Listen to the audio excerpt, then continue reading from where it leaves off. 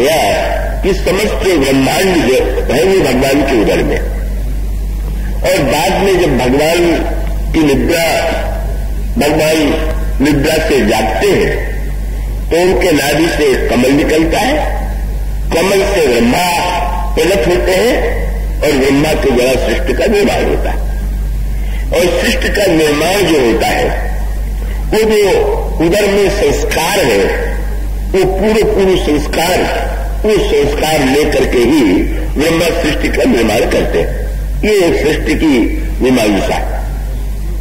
तो जो भगवान है, अगर आप भगवान के भक्त हैं अथवा यदि आप ईश्वर के अंश हैं, तो यही बात तो हमें और आपको होनी चाहिए कि भगवान जब सारे विश्व को समेट करके सोते तो हम भी दृश्य प्रपंच को यदि समेट सके, बस का आप मेरेपन को समेट करके, इसी को कहा गया सकल दृष्टि निज उदर मेली, और शब्द क्या है?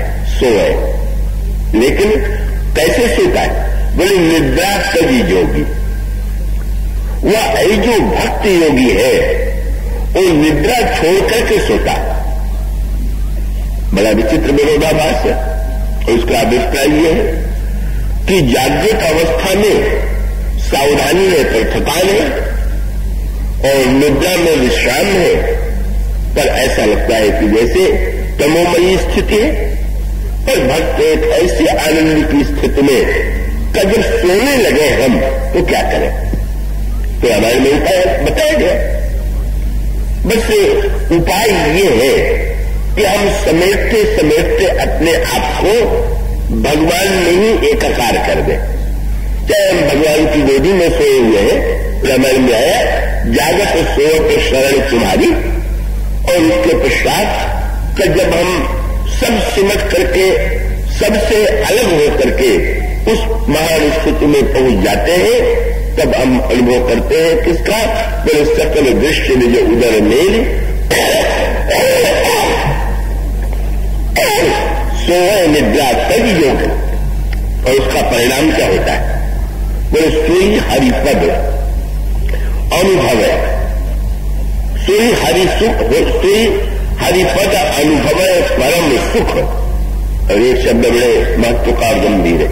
क्या? बोले अतिशय द्वैत योग। जरा इस सूत्र पर आप ध्यान दें। जब तक द्वैत है तब तक न तो दुख मिटेगा, न भय मिटेगा, न तो संकट मिटेगा। द्वितीय भयम भवत, जहां द्वितीय है वहां समस्या है। एक सांकेतिक भाषा आती है। दत्तात्रेय जी ने 24 गुरु बनाए, उसमें एक कन्या को उसने गुरु बनाया। कन्या के घर में आ गए अतिथि, तब वो धान जो था वो बिना कूटा हुआ था, घर में कोई था नहीं। वो बेचारी धान कूटने लगी, पर संकोच ये लगा कि चूड़ियों की आवाज अगर बाहर जाएगी तो लगेगा कि क्या चावल भी नहीं। उसने चूड़ियां कम करना प्रारंभ कर दिया, पर जब तक दो चूड़ियां रही तब भी आवाज तो होती ही रही। उसने दो में से एक को भी जब निकाल दिया तो बंद हो गई। दत्तात्रेय जी ने कहा मैंने बस उस कन्या को गुरु मान लिया कि जब तक दो भी रहेंगे तब तक झगड़ा हुए बिना नहीं रहेगा, इसलिए अद्वैत स्थिति में रहना ही सर्वश्रेष्ठ है। इसका अर्थ ही नहीं है वो इसको उस संदर्भ में केवल स्थूल अर्थ में न ले लें। दिन भर तो द्वैत नहीं रहते। द्वैत क्या? अनगिनत में रहते, पर समझते समझते जब सोने के कमरे में गए तो आप केवल द्वैत में रह गए, आप हैं और आपकी पत्नी।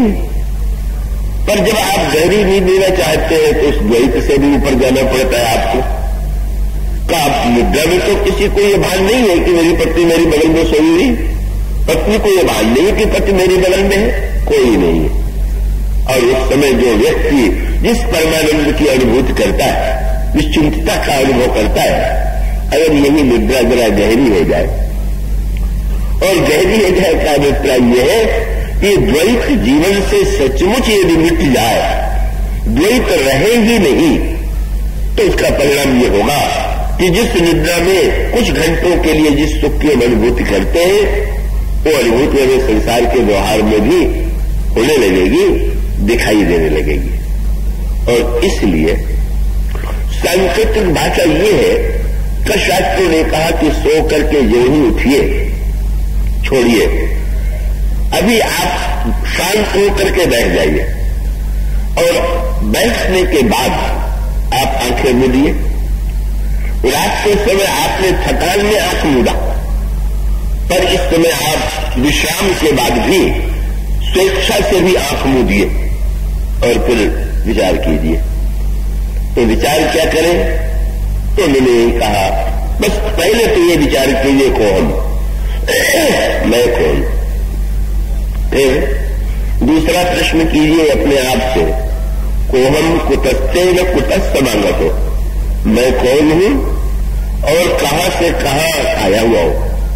और फिर तीसरे प्रश्न पर विचार कीजिए, यास्यानुपेत स्वशरीर संशय, यहां के बाद हमें कहा जाना है। 3 प्रश्नों पर विचार कर लीजिए और ठीक विचार करने के बाद आप संसार की दिशा में चले, व्यवहार चलावे। अगर इन 3 प्रश्नों का रहस्य कोई व्यक्ति ठीक ठीक समझ ले तो अनेक जीवन की उलझने जो है, समस्याएं जो है, वो जो दुख है वो समाप्त हो जाएगा।